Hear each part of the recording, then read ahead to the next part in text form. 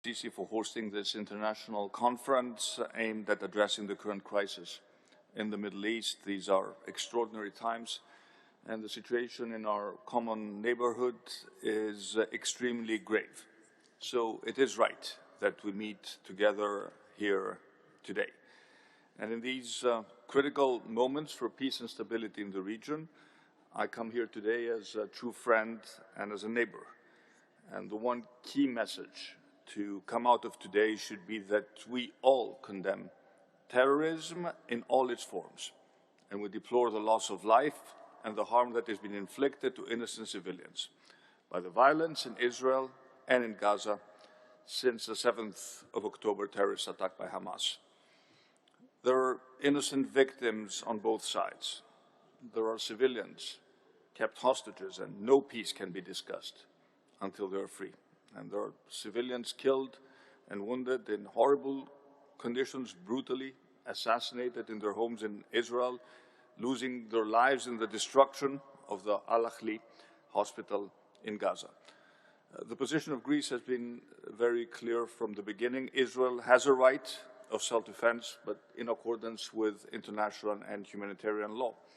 And I also want to be clear that collective punishment is prohibited by the laws of war. And these laws were designed to ensure that when war must be conducted, there are limits on what harm can be done to other human beings. And I will also share the opinion of the President of the European Council that a total siege is against international law. At the same time, we should also be honest in our judgment. Hamas is a terrorist organization that is inflicting unspeakable suffering both to Israelis but also to Palestinians. They should be held accountable. Hamas is not the Palestinian people, and we should not confuse the two. The Palestinian people do not deserve this. President Abbas, who heads the Palestinian Authority, rightly and bravely has spoken against violence from the very first day of the crisis. And it is very clear that the current situation poses grave risks of regional escalation. Egypt and Jordan are carrying a big burden and feel rightly very worried about the possibility of a forced displacement of the people of Gaza. And I'm here to support His Majesty King Abdullah, but also President Sisi, and to tell them that Greece stands with them. A widening of the conflict will have far-reaching consequences for the future of the entire region. And we should not underestimate the cost for all in terms of human lives and beyond. Our first thoughts these days must be with the victims, and we must recognize the pain and trauma that these attacks have brought both to Israeli and to Palestinian people and alleviate the sufferings.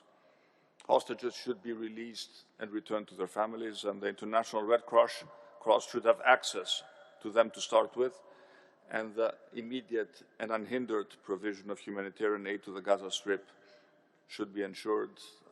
And I want to emphasize the efforts of the Secretary General of the United Nations in this respect and welcome the announcement of the opening of a humanitarian corridor through Egypt to Gaza for the transport of the necessary provisions. And I hope that this can be put into effect immediately.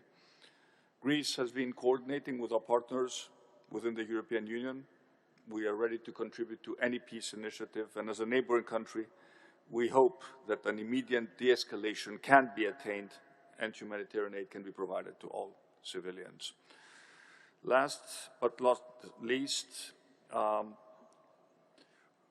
future that we want for this region, the future of sustainable peace, stability, and prosperity can only be attained with the resumption of the peace process on the basis of a two-state solution. And if one thing should be clear to all of us is that no military intervention can replace a viable political solution. Thank you very much.